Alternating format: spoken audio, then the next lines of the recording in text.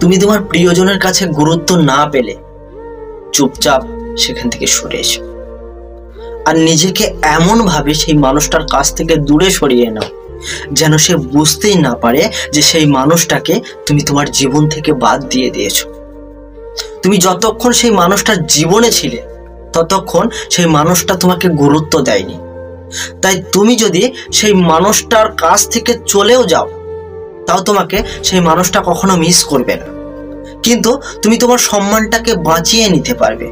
যখন কোনো একদিন সেই মানুষটার সঙ্গে তোমার দেখা হবে তখন তুমি সেই মানুষটার চোখে চোখ রেখে আত্মসম্মানের সাথে কথা বলতে পারবে, কিন্তু সেই মানুষটা তোমার সামনে লজ্জায় দাঁড়ানোর সাহস পাবে না, কারণ তার বারবার এটাই মনে হবে যে সে তোমাকে কতই না অপমান এবং অবহেলা করেছে। আর তুমি সেগুলোকে কোনো প্রতিবাদ না করে কি সুন্দরভাবে তুমি তাকে তোমার জীবন থেকে বাদ দিয়ে দিয়েছো। অর্থাৎ এখানে সে তোমাকে অপমান করতে চেয়েছিল, কিন্তু সে নিজেই অপমানিত হয়ে গেল।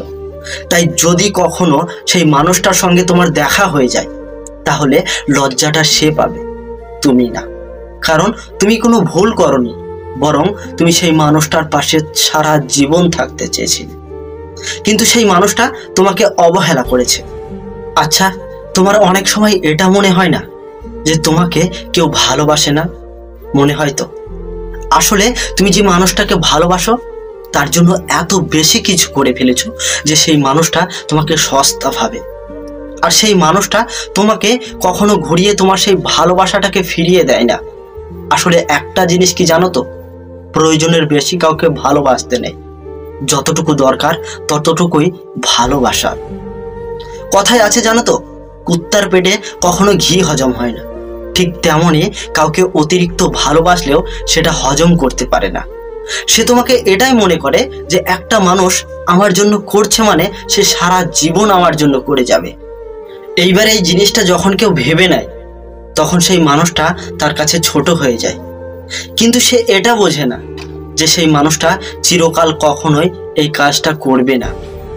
যখন সে অবহেলা পাবে তখন সে এই কাজগুলো ধীরে ধীরে করা বন্ধ করে দেবে। যখন সে তার প্রিয় মানুষটির কাছে ছোট হয়ে যাবে তখন সে এই কাজগুলো কখনোই করবে না। আর এই একই ঘটনা তোমার সাথেও ঘটে। তুমি কাউকে খুব বেশি ভালোবাসো, কিন্তু তার পরিবর্তে ভালোবাসা আর ফিরে পাও না, আর তখন তোমার মনে হয় কেউ তোমাকে পছন্দ করে না, কেউ তোমাকে ভালোবাসেনি।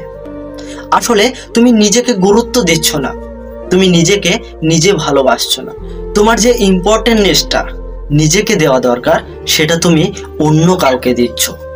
তুমি ততটুকু করো যতটুকু করলে তুমি ছোট হবে না, আর যদি কখনো প্রয়োজন পড়ে তখন তুমি অনেক বেশি করে করো, কিন্তু সব সময় কারোর জন্য অতিরিক্ত ভালোবাসা দেখাতে যাবে না, কারণ যদি কাউকে অতিরিক্ত ভালোবাসা দেখাতে যাও তাহলে সেই মানুষটার কাছে তোমার ভালো লাগা শেষ হয়ে যাবে।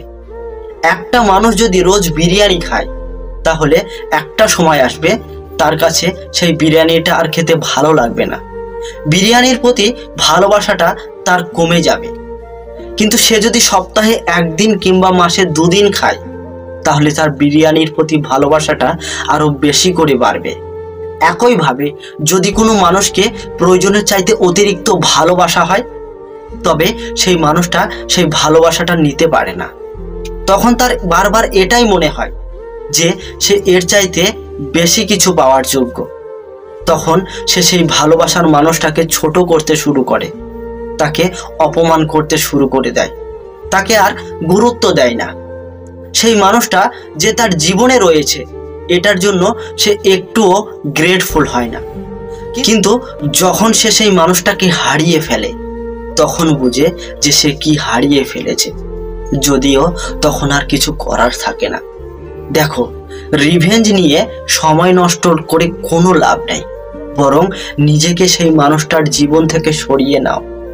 হ্যাঁ, হতে পারে সেই মানুষটা তোমাকে কখনো মিস করবে না, কিন্তু তোমার যে চ্যাপ্টারটা সেই মানুষটার জীবনে রয়ে গেল সেটা সে কখনো ভুলতে পারবে না, বরং তার এটা মনে হবে যে একটা মানুষ তাকে এইভাবে ছেড়ে যেতে পারে। এবং তার যে অহংকার সেই অহংকারে আঘাত লাগবে। সে হয়তো তোমার সামনে কখনো ক্ষমা চাইবে না, তোমাকে কখনো সরি বলবে না, তাতে তোমার কিছুই যায় আসে না। কিন্তু তুমি এতটুকু বিশ্বাস রেখো যে সেই মানুষটা একটা শিক্ষা পেয়েছে।